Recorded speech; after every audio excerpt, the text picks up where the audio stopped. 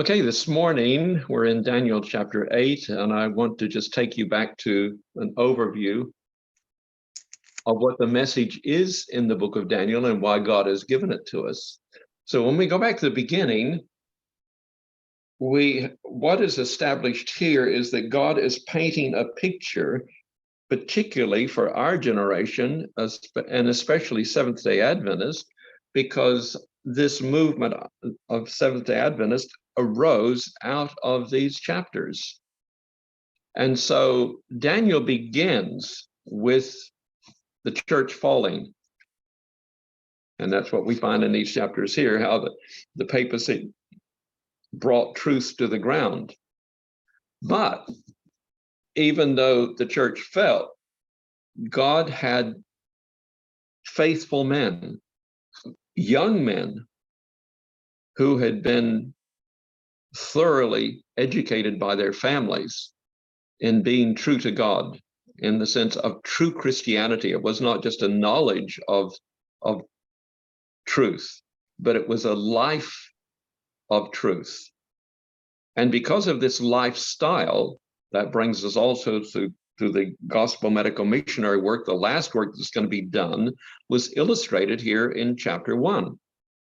Gospel medical missionary work. It is a life that testifies to a relationship with God that affects physical, mental, emotional, and spiritual dimensions of life.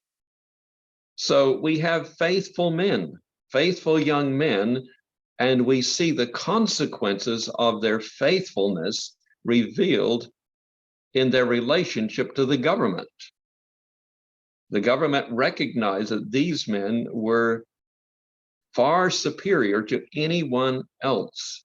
And that's God's intention for his people, that anyone who meets a Seventh-day Adventist will immediately recognize that they are superior in their understanding and lifestyle to any other group of people in the world.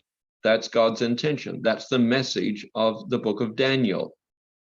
That's God's plan. He has already given us the model here, and he will have a faithful people. They are referred to as the remnant.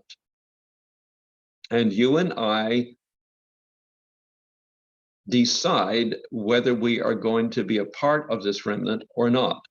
Because whether we are, whether we're not, God will have a remnant. It is our privilege to be a part of it. But if we choose not to, it doesn't interfere or slow down or impede in any way God's having a faithful people. They may be few. Many in Gideon's army went home because they didn't demonstrate the qualities necessary to be a part of that band who were used in a miraculous way. So the book of Daniel is a model to us of God's plan acted out in the lives of real people. We see the government's response to it. We see the positions they held in government, the influence they held in government because of their integrity and because of their physical laws of health, of which they refused to compromise. And so we are encouraged all through this book up to where we are today, that through these men, God then revealed, through Daniel in particular, gave him visions of present political circumstances of which Daniel lived through, from the transition from Babylon to Medo-Persia, and right into the future. Excuse me. So the life of Daniel is also a depiction of God's last people. God will still continue to give visions. He has in the early days of the Adventist church, and he will not necessarily call out a prophet as he did Daniel or Ellen White, but he will give visions to his people, revealing necessary information as to how they handle the circumstances that are arising, what they will need to do, how they will need to respond to it. But it is a message all through the book of Daniel, a message of encouragement that God is enough. When Shadrach, Meshach, and Abednego stood on that plain of Dura, they didn't pray, "Oh God, blind their eyes so that no one sees us standing." No, you don't have such a prayer. Not such a prayer.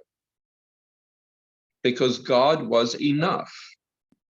So we don't have to pray these prayers. God blind the eyes. And I was listening, if any of you listened to that testimony of the African man, the Hutu, I should say the Tutsi, and how he escaped and how he was praying for God to blind the eyes of the man. And then finally he prayed the prayer. It worked, I think, twice in the roadblocks. And then the third time it didn't work. And so as he's recounting his experience, he was sharing how that it wasn't his prayer. His confidence, first of all, was in his prayer, blind their eyes. And so his confidence was not in God, it was in his prayer, blind the eyes. And then when it didn't work, that God was finally teaching him that they don't even have to have blinded eyes. God can work in miraculous ways to deliver you if he wants to, even if they see you. That God is enough. That's the point. God is enough. I don't know how he's going to work. I don't know where or when, but God is enough. And so the story, the example of Shadrach, Meshach, and Abednego is a lesson to us today that God is enough, that we have nothing to contribute. It's not our prayers that are going to deliver us. I'm sorry. It is simply God, and we just leave and what I mean by that is that we leave ourselves in God's hands. I don't know how God's going to work. I don't know what he's going to do, but God can deliver us. And I know that there is families right now facing situations where they do not know which way to turn. They don't know which way to turn. They're caught in between circumstances, and they have no control over it. And they're simply just having to wait on God.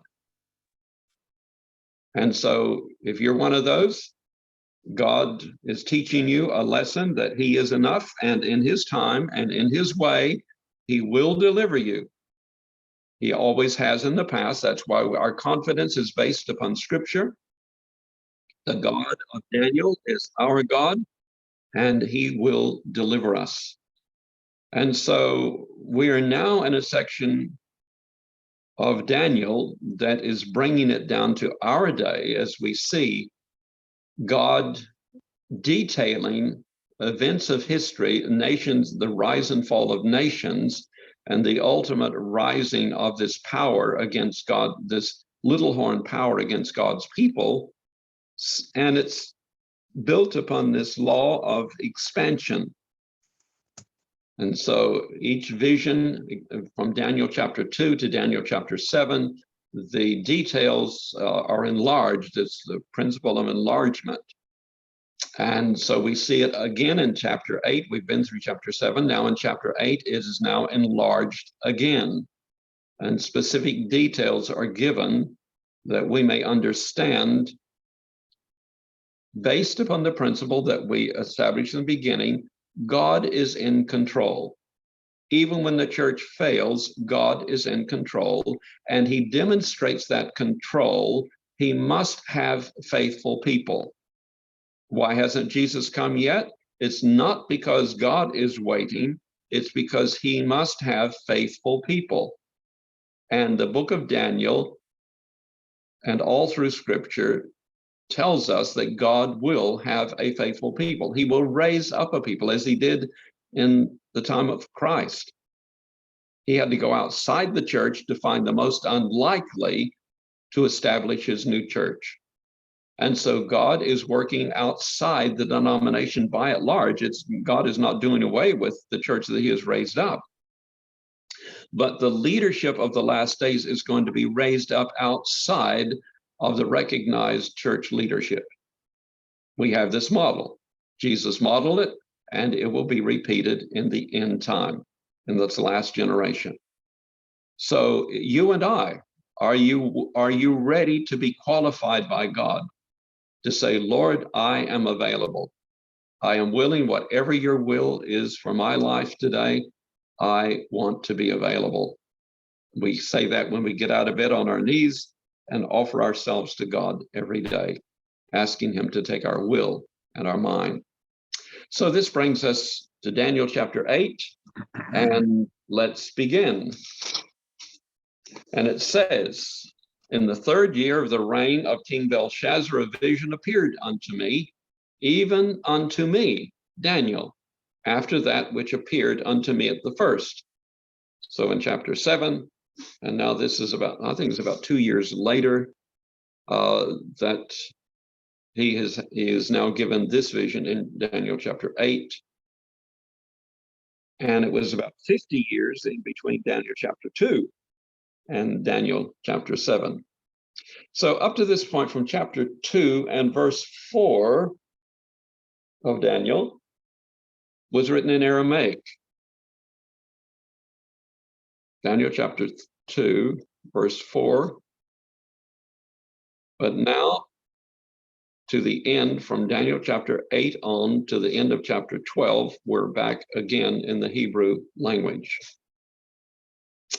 And what we discover here is that no matter what the language is, whether it be Hebrew or Aramaic, and from chapters 1 and 2 and right through chapter 7, 50 some years later, we have one author because the story is consistent. And that's what is emphasized here. There is one author. God is the author. It is not man writing history, as many have suggested. God is the real author. And these books record his words. So in the 3rd year of the reign of King Belshazzar, that was 550 BC. 550 BC. Daniel was given a vision, appeared unto me, even unto me, Daniel, after that which appeared unto me at the first. And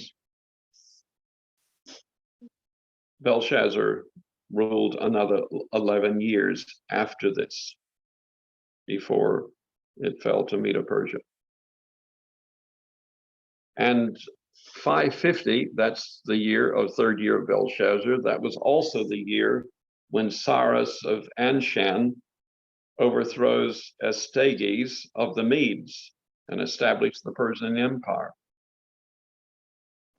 And doubtless Daniel was aware of that event. And Daniel was certainly familiar with that name, Cyrus, because of Isaiah's prophecy in Isaiah 44 and verse 28. And whether or not he was still troubled by the vision which appeared unto him at the first 2 years before in chapter 7, the recent development in Persia could have triggered a renewed interest and an intense longing to learn more, because and as if in the answer to the desire of his heart, this other vision appeared unto him, it suggests this vision could not be understood without considering what appeared unto him at the first. And that's the vision in chapter 7. So again, now God answers. He's interested, he's curious to know what all the details of chapter 7 mean. And as I mentioned, 50 years have elapsed between Nebuchadnezzar's dream in chapter 2 and then chapter 7. Okay, the first verse of this chapter introduced a not well understood feature of chapter 8 regarding the word vision. For 10 times the word vision is found in chapter 8. 7 of those 8 times is translated from the word chazon, and 3 from mare. Even though there is considerable overlap between them in meaning, Gabriel handled them differently, because chazon represented the continuation from that time, the vision, right to the end of time, whereas the word vision in mare simply means an extended period of time, but not all the way to the end. And we're going to see how this plays out. Because In verse 2, it says, and I saw in a vision, Jason, and it came to pass when I saw that I was at Shushan in the palace, which is in the province of Elam, and I saw in a vision, and I was by the river of Ulai. Now, his location here is about 300 kilometers southeast of Babylon, close to the border of Persia. And the reason for Daniel's presence at Shushan could be deduced from the fact that Belshazzar's mother had to remind him who Daniel was 12 years later in 538, when he was faced by that handwriting on the wall. And Daniel perhaps had been exiled from Shushan or placed him on permanent assignment there and then proceeded to forget about him. But he must have known about him during his earlier years when Nebuchadnezzar was still living. Nevertheless, Daniel continued doing the king's business. Perhaps this was when Cyrus and Darius heard about Daniel when he was at Shushan. Anyway, Daniel continues that he was by the river of Ulai, and the Ulai passed Susa in a southeasterly direction and entered the river of Karan, which today is Iran's most affluent and the only navigable river in Iran. So it gives us some idea of picture where he was, 300 kilometers south of Babylon, by the river Ulai, which runs into the Karan, and that's the major navigable river, the only navigable river in Iran. So this is the location. We have the details of where he was, and there are actual excavations that you can go to and find these places today. In verse 3, it says, then I lifted up mine eyes, and I saw, and behold, there stood before the river a ram which had two horns. The two horns were high, but one was higher than the other, and the higher came up last. This takes us back to the overthrow by Cyrus of his father-in-law, the king of the Medes.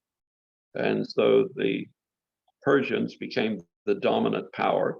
So he sees this ram, two horns, one higher than the other. And the next verse depicts the ram pushing westward, suggesting Daniel was looking eastward toward the ram, toward the kingdom of Persia, where Cyrus the Persian had just overthrown the Stages the Mede. Its two horns, with the last one higher than the other, certainly reminded him of the lopsided bear who raised itself up in chapter 7, and confirmed in his mind both animals representing the same kingdom of Medo-Persia, corresponding to the chest and arms of silver. So here is the connection between the two, the chest of arms of silver, and then the bear, and then the ram here with the two horns. In verse 4, it says, I saw the ram pushing westward and northward and southward, so that no beast might stand before him, neither was there any that could deliver out of his hand, but he did according to his will and became great. So, additional information about the ram kingdom is suggested by the three ribs in the mouth of the bear, remember, representing Medo-Persia. And while there are no ribs depicted here, the ram is shown advancing toward its three main conquests, and that was west toward Babylon, north toward Lydia, and south toward Egypt. And that's what probably these three areas that were conquered by the Persians probably represented by the three ribs in the mouth of the bear. That was its area of expansion. That's what the Medo-Persians conquered. And in verse 5, and as I was considering, behold, an he-goat came from the west on the face of the whole earth. and touched not the ground, and the goat had a notable horn between his eyes. So the conquest of Lydia and Babylon, conquered by the Medo-Persians, was in Daniel's lifetime, but it was Cyrus's son, Pelusium, the Battle of Pelusium, that conquered Egypt in 525. So it was several years even after Daniel's death that that third area was accomplished and defeated. So the notable horn of this goat, the notable horn between his eyes, is a very apt representative symbol of one of the most illustrious generals of all times, which was Alexander the Great. And his area of conquest was Anatolia, Syria, Phoenicia, Judah, Gaza, Egypt, Bactria, and Mesopotamia. And he even extended the boundaries of his own empire as far as Punjab in northern India. And he accomplished all of this in 12 short years of military campaign before his death. 12 years. His movements were exceedingly rapid, and he was it was a genius of a general. And we'll come to that in one of these others, the following verse. And it says, verse 6, and he came to the ram that had two horns, which I had seen standing before the river, and ran unto him in the fury of his power.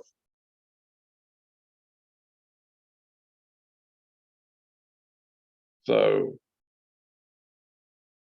200 years later, in 334 BC, Iran and Persia was still one empire.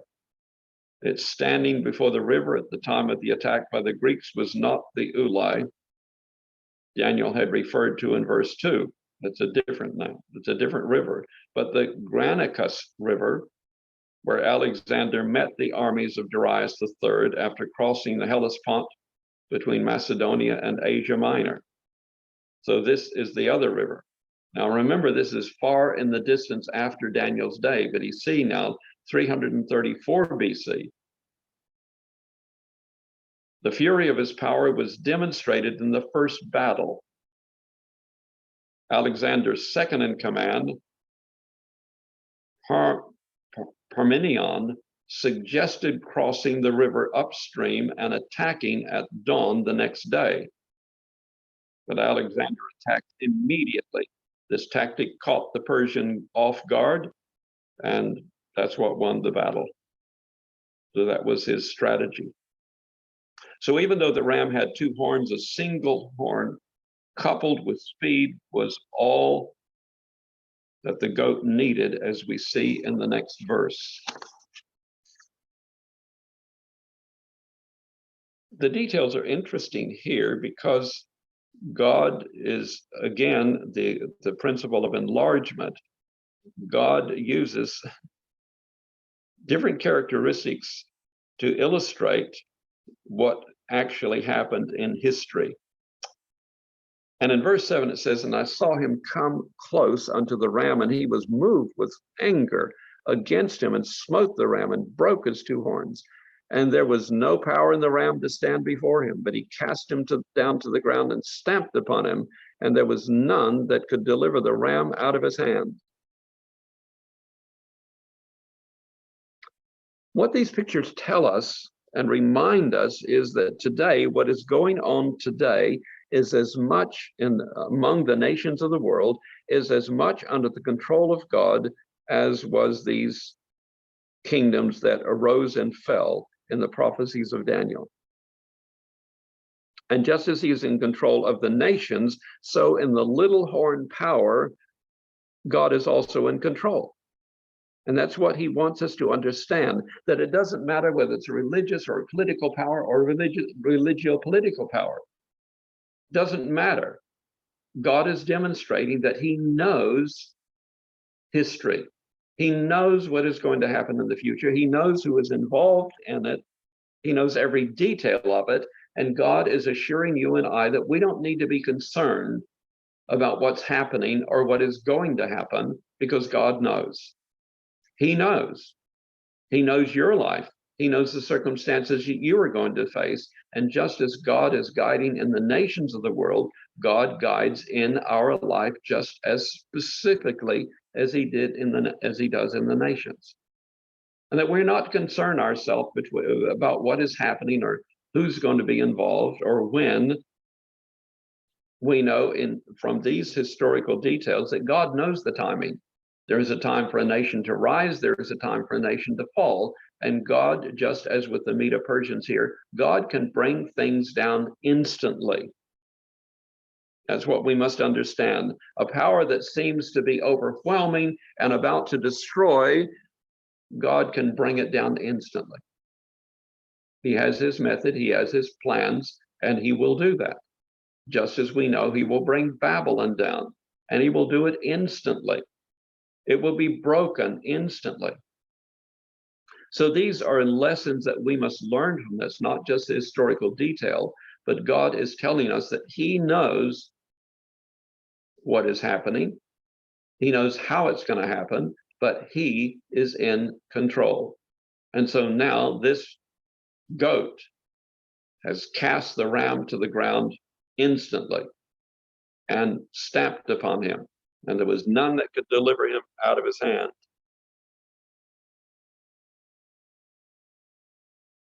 So Alexander the Great,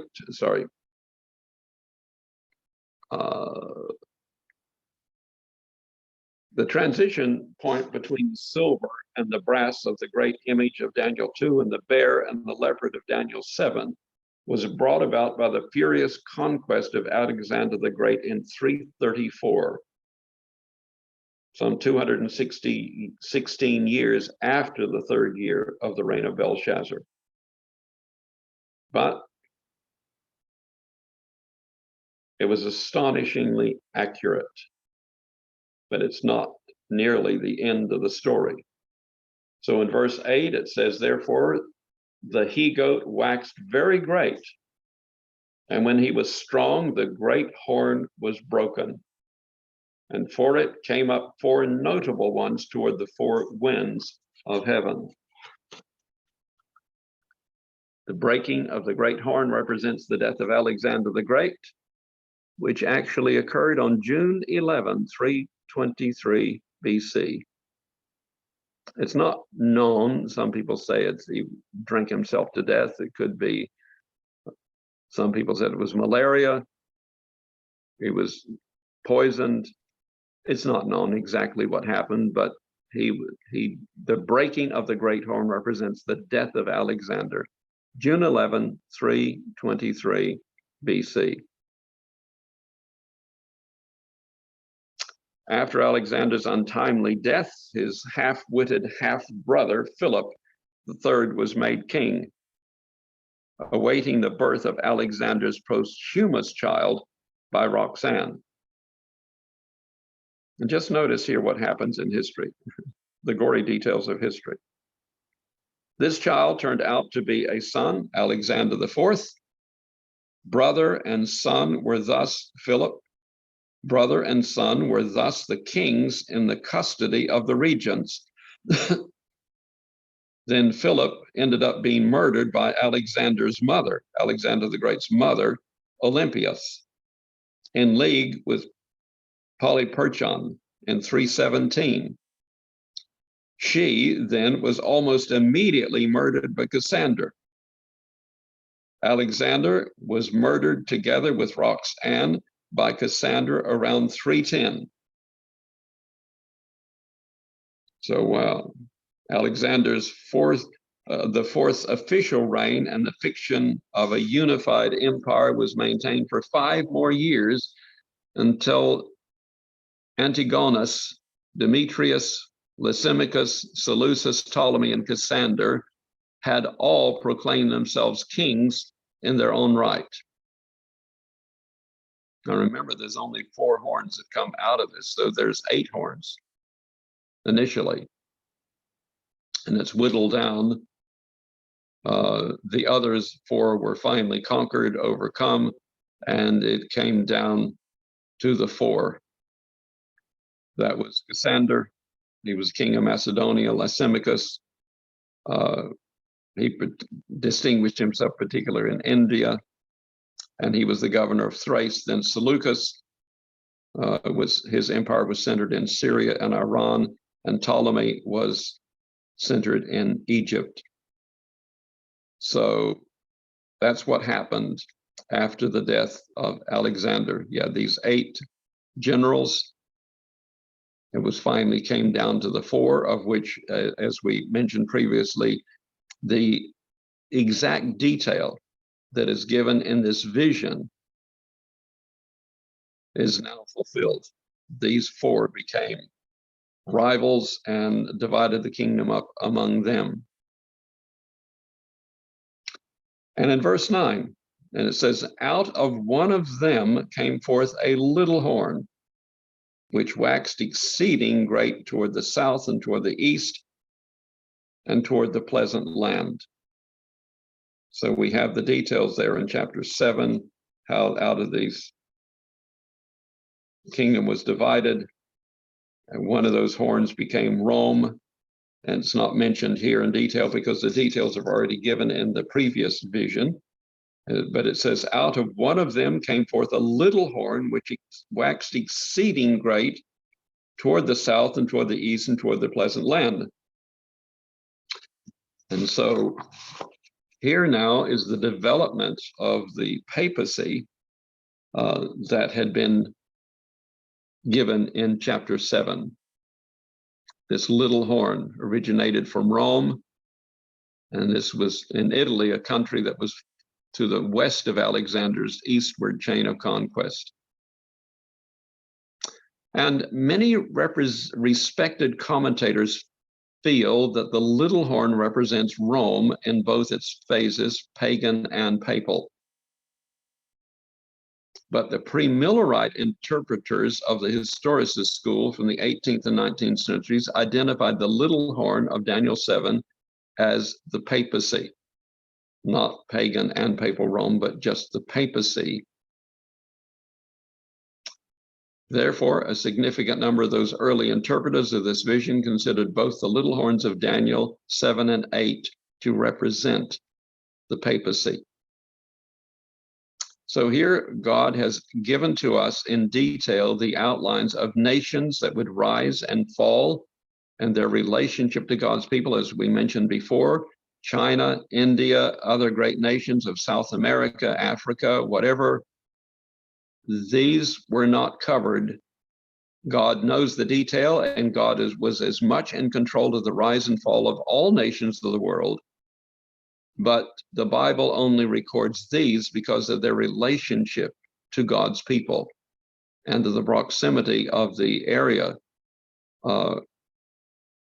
where God had raised up his people, and Babylon first had conquered. So here, chapter 8 is an elaboration of chapter 7.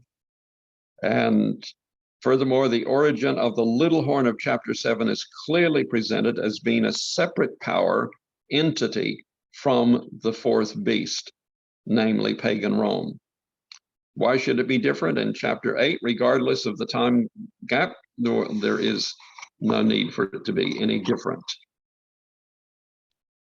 Okay, the fall of pagan Rome in 476 AD.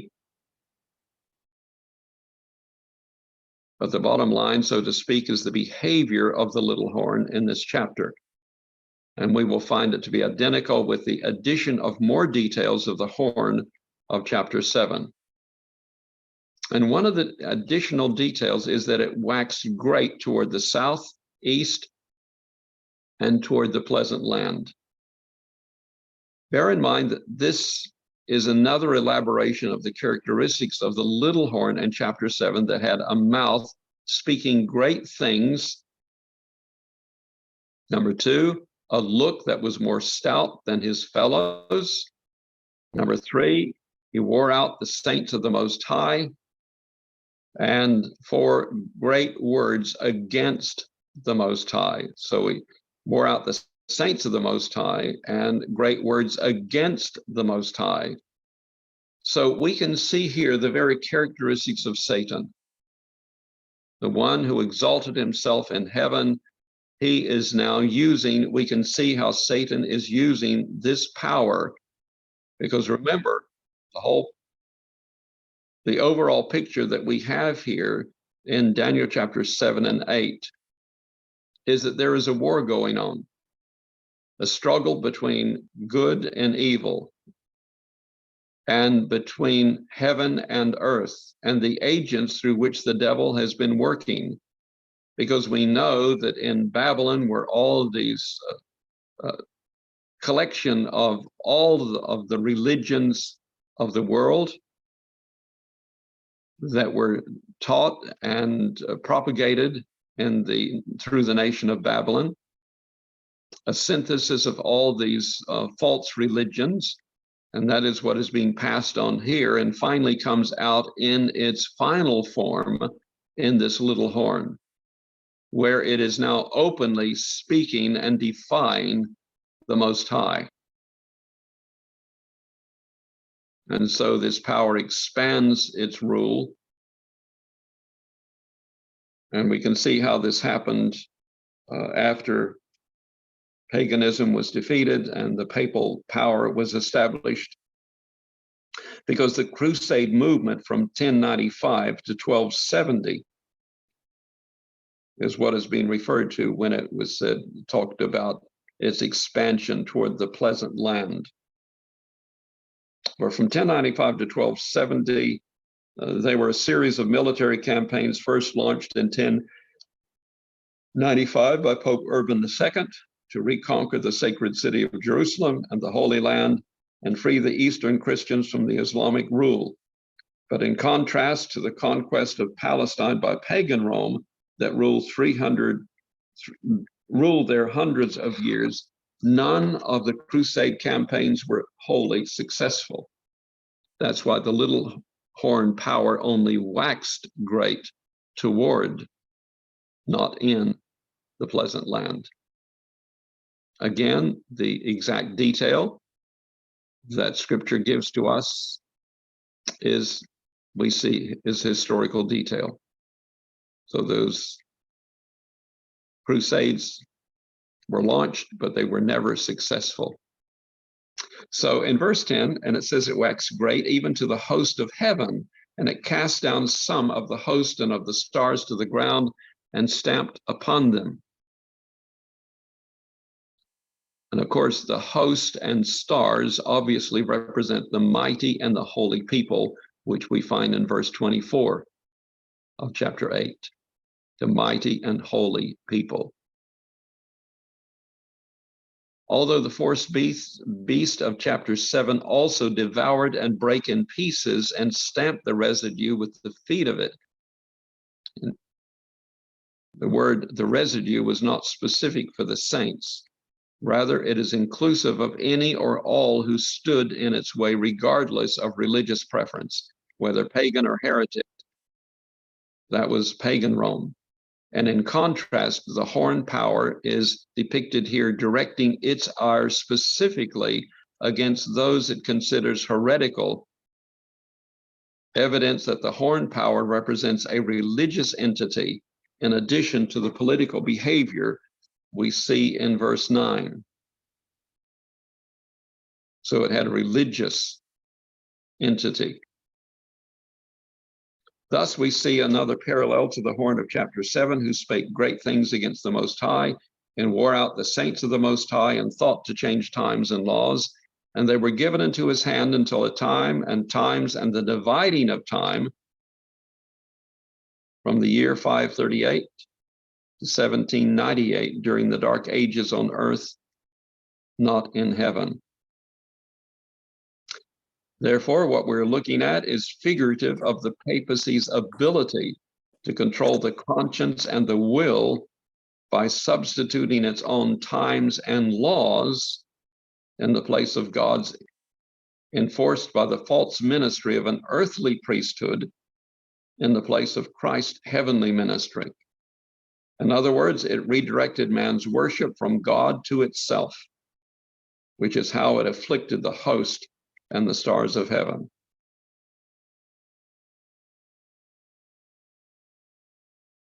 In verse 11, yea, he magnified himself even to the prince of the host, and by him the daily was taken away. Because the word sacrifice is inserted there, it's not in the original. The daily was taken away, and the place of his sanctuary was cast down. And although the commentary correctly interprets the prince of the host to be Christ, it doesn't represent his crucifixion, which was 500 years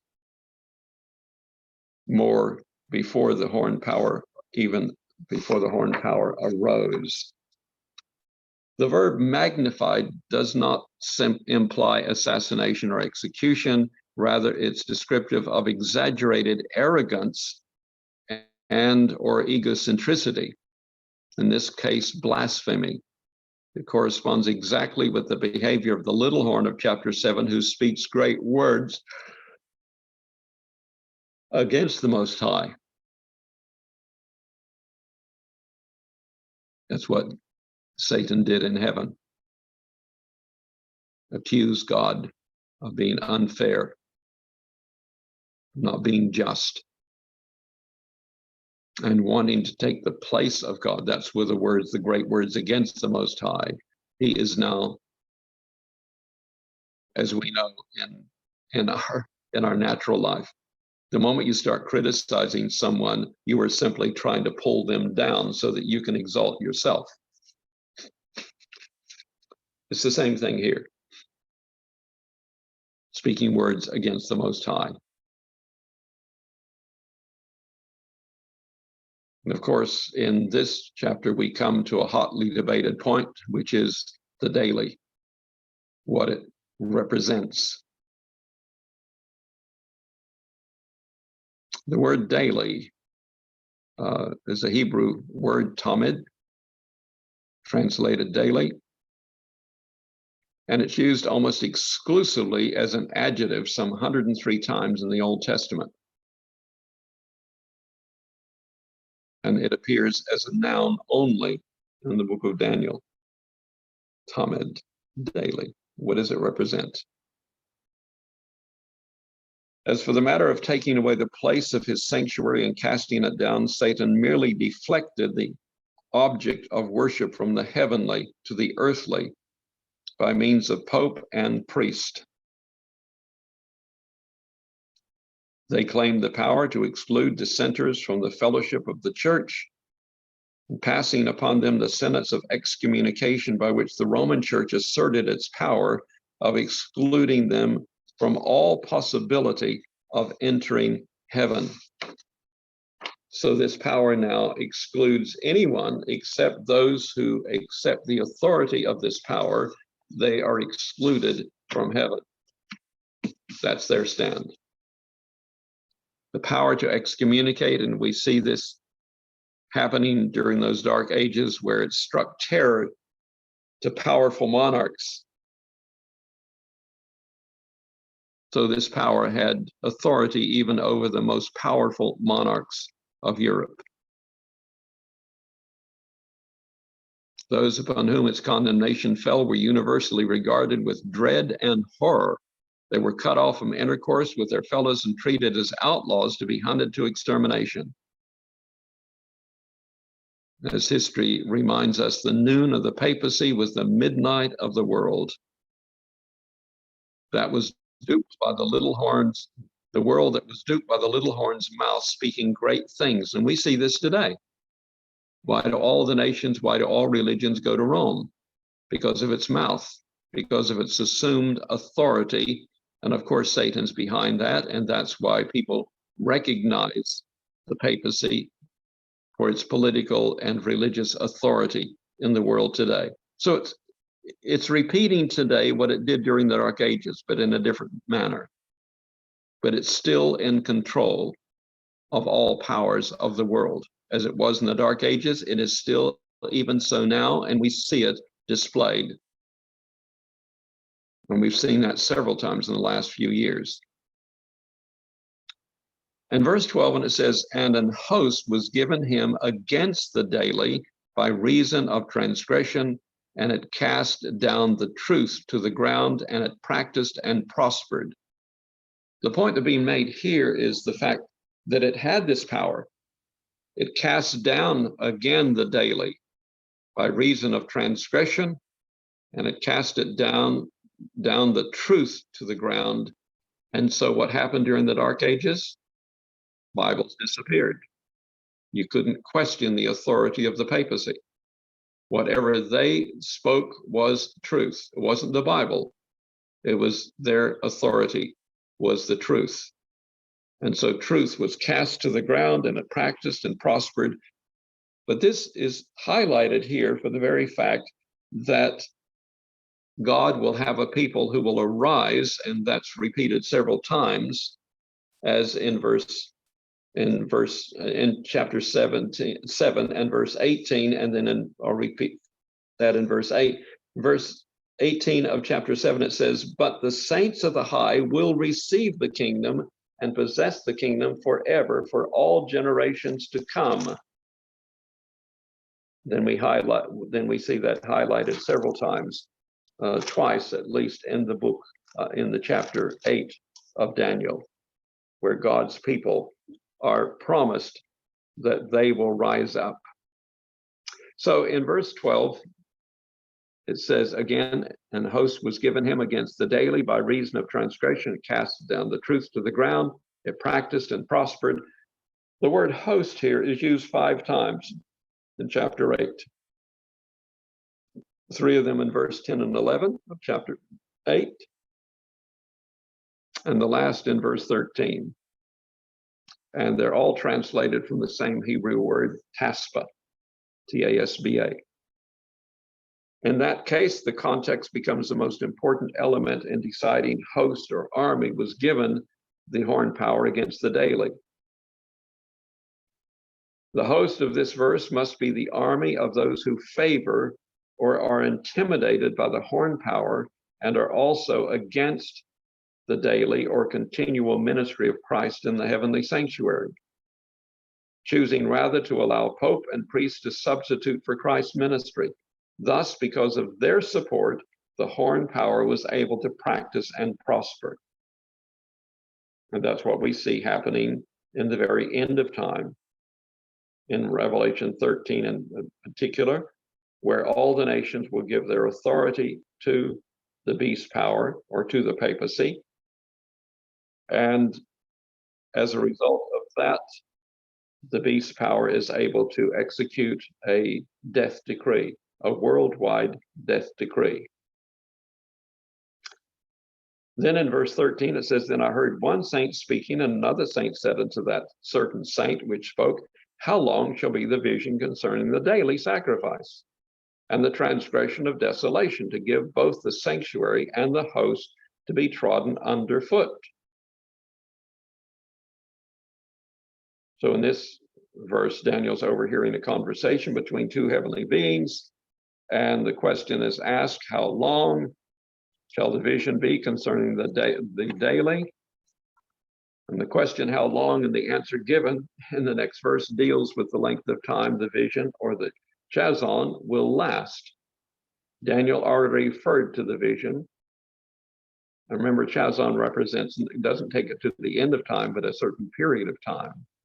It takes us to the full end of time, not the Mara, which is just a period of time. Up to this point, the only time period Daniel heard about and which troubled him for the following 3 years was the times, and the dividing of time, of the 1260 years during which the saints of the Most High would be given into the hand of the little horn power. That's what concerned him. What he was now about to hear would trouble him even more, to the point of making him sick certain days. On the other hand, if he had been following the sequence presented to him at the first vision of chapter 7, he would have noted that the Ancient of Days took his place on the throne in heaven after the horn power appeared.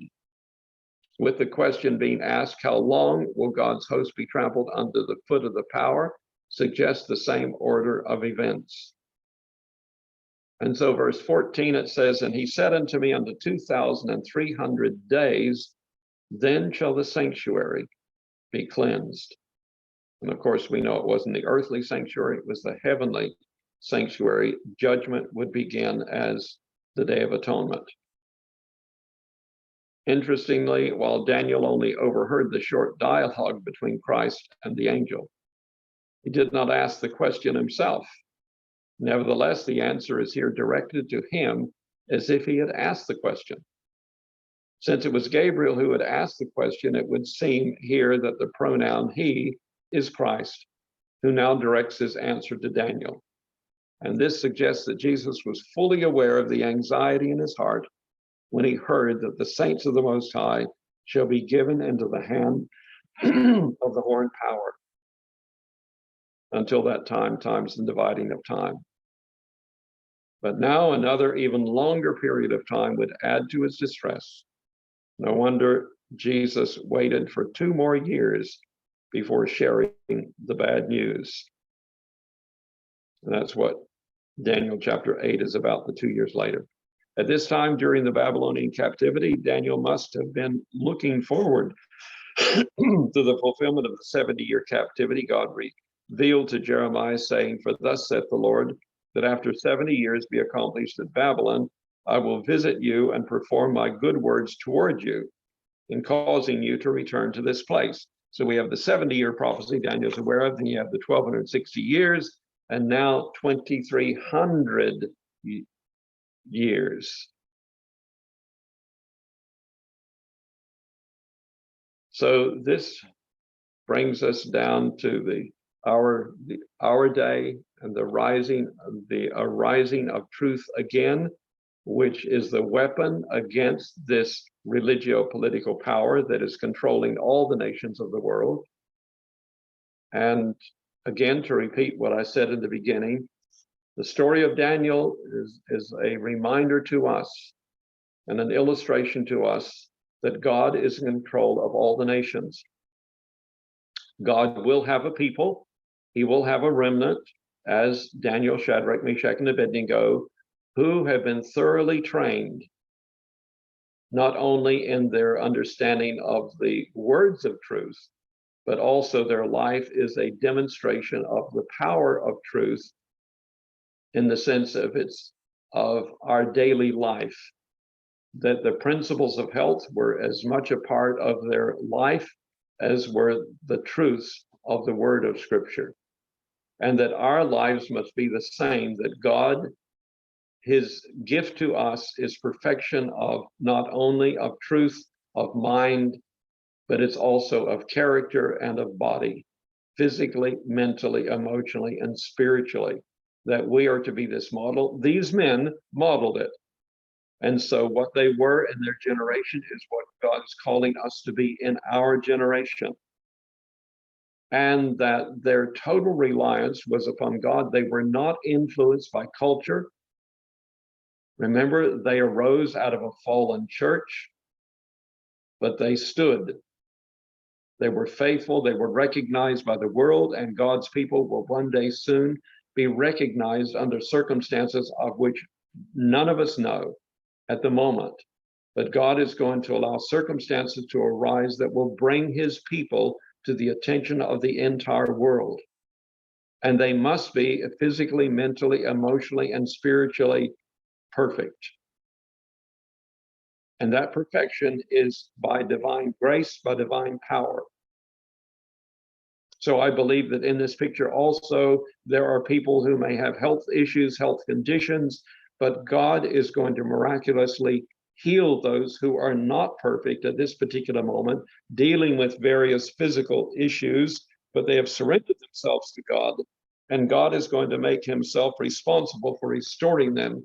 They will be perfect in every detail, because that's God's plan. Jesus modeled it. When you go back in the centuries to Daniel and his companions, they represented it perfectly, and nothing could persuade them or influence them to deviate from an absolute relationship with God that even death itself could not separate. So these are the lessons that we must recognize and apply in our own life and anticipate that what happened then will be repeated. We do not have to be concerned about the powers of this world, what is going to happen, because whatever happens in this world, God is aware. And he has a plan for his people. He will see them through. They will possess the kingdom. And we are that generation. It is our privilege to be that generation who will possess the kingdom. So our time is up. We'll leave our study there. We'll take it up in verse 15 next week.